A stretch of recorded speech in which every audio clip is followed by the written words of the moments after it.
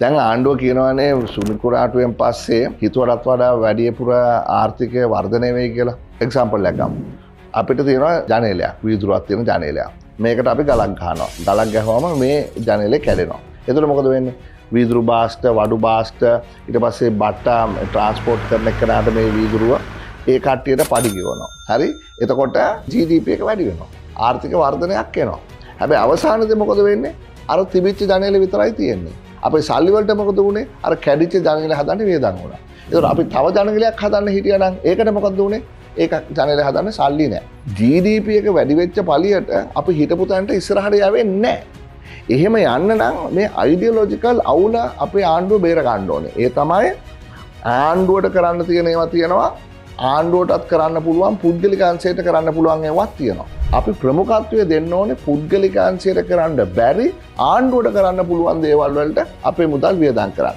පුද්ගලික අංශයට දෙන්න ඕනේ ඔවුන්ට වියදම් කරන්න පුළුවන් ඒවට ඒවා වියදම් කරන්න. දැන් මම එක උදාහරණයක් දෙන්නම්. දැන් තියෙනවා විදුලි බලය අපේ රටේ. එතකොට දැන් 112කින්ද කොහෙද ලයිට් බිල වැඩි කරන්න ආණ්ඩුවෙන් ඉල්ලා තියෙනවා. ඇයි? මොකද ඒගොල්ලෝ කියනවා ඒගොල්ලන්ට ණය ගන්න ඕනේ, ඒගොල්ලන්ට වියදම් කරන්න ඕනේ, අර කට්ටියගේ පඩි ගෙවන්න ඕනේ. හරි. ඕකේ. හැබැයි කලින් තිබුණ පනතට අනුව පුද්ගලික අංශයට මේ යටිතල පහසුකම් වලට සම්බන්ධ වෙන අවස්ථාවක් තිබුණා. උදාහරණයක් ඇරෙට නෙට්වර්ක් එක ඉම්ප්‍රූව් කරන්න පුද්ගලික අංශයට විවෘත වෙලා තිබුණා. හැබැයි ආණ්ඩු කුමාර ජනාධිපතිතුමාගේ ආණ්ඩුව මොකද කරේ? ඒව රිවර්ස් කරා. දැන් අවුල මොකද්ද? තියෙන සල්ලි ඒ ප්‍රමාණයම තමයි. හැබැයි දිට්වැග නිසා පාලම් කැඩිලා, බෝකු කැඩිලා, ස්පිතාල කැඩිලා, නෙට්වර්ක් කැඩිලා.